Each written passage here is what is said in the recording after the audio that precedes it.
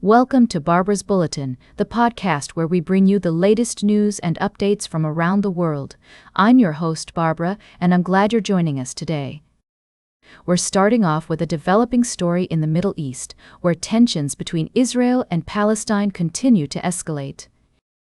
According to reports, Israeli Prime Minister Benjamin Netanyahu has condemned support for a Palestinian state at the United Nations after scores of delegates walked out during his speech. This comes as no surprise, given the long-standing conflict between the two nations. Meanwhile, in Gaza, the humanitarian situation is growing more dire by the day. The international aid organization, Médecins Sans Frontières, or MSF, has been forced to suspend its activities in Gaza City due to the ongoing Israeli offensive. This decision was made after careful consideration, as the organization's emergency coordinator, Jacob Granger, stated that the needs in Gaza City are enormous, with many at-risk individuals, including infants and those with severe injuries, unable to move and in grave danger. In related news, Hezbollah is marking 1 year since the death of its former chief, Hassan Nasrallah, who was killed by Israel. The organization has vowed to continue its resistance against Israeli occupation, adding to the already volatile situation in the region. It's worth noting that the international community is also weighing in on the issue, with some countries, such as Italy and Spain, deploying naval vessels to protect a flotilla headed for Gaza. The United Nations has also added 68 companies to its blacklist for alleged complicity in rights violations in Israeli settlements. As we continue to follow this story, it's essential to remember that the conflict between Israel and Palestine is complex and multifaceted, with deep-rooted historical, cultural, and religious tensions at play. We'll strive to provide you with balanced and accurate reporting, giving voice to all sides of the issue. We'll be right back with more of today's top news on Barbara's Bulletin. Welcome back to Barbara's Bulletin. We're glad you're still with us as we dive into the latest news from around the world. In this segment, we'll be covering a range of stories that caught our attention, from global politics and economics to social issues and trends. First off, let's talk about the growing discussion around the United Nations leadership. There's been a push for greater representation and diversity at the top, with some calling for a non-traditional candidate to take the reins. This comes as the organization faces numerous challenges, from climate change to global conflict. We'll be keeping an eye on this story as it develops. Meanwhile, in India, the largest slum in Asia, Dharavi, is up for sale. The massive settlement in Mumbai is home to hundreds of thousands of people, and its potential redevelopment has sparked concerns about displacement and gentrification. We'll be exploring the complexities of this issue and what it means for the residents of Dharavi.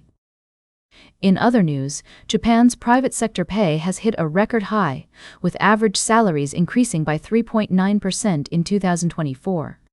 This is a significant boost for workers in the country, particularly women, who saw their average salary increase by 5.5%. We'll be looking at what's driving this trend and how it might impact Japan's economy. We're also following the story of the FBI firing agents who knelt during the national anthem in protest.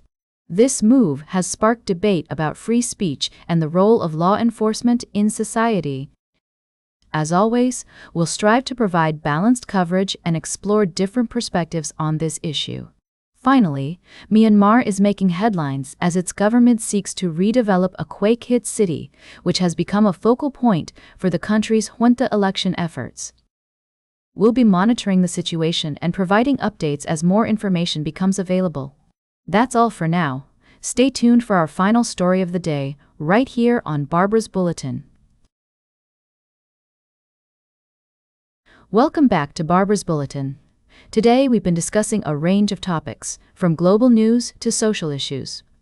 As we wrap up the show, I want to dive into a story that's making headlines in France. Former French President Nicolas Sarkozy has been sentenced to 5 years in prison for criminal association, a verdict that's sparking debate and division across the country. Now, let's take a closer look at this story. Sarkozy's conviction is seen by many as a significant moment for judicial independence in France, with some arguing that it shows the justice system is capable of holding those in power accountable. Others, however, are questioning the timing and motivations behind the verdict, suggesting that it may be politically motivated.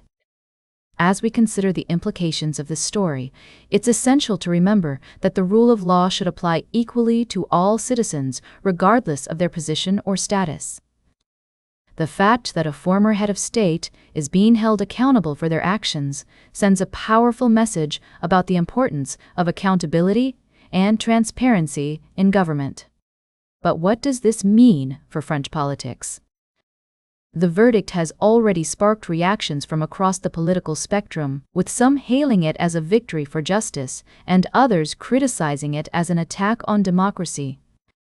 As the country navigates this complex situation, it's crucial to prioritize fairness, balance, and respect for the judicial process. As we reflect on this story, let's also consider the broader context. France is not alone in grappling with issues of corruption, accountability, and the relationship between power and justice.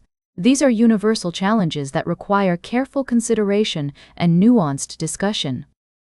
That's all for today's Barbara's Bulletin. Remember to like, share, and subscribe, and until next time, stay engaged.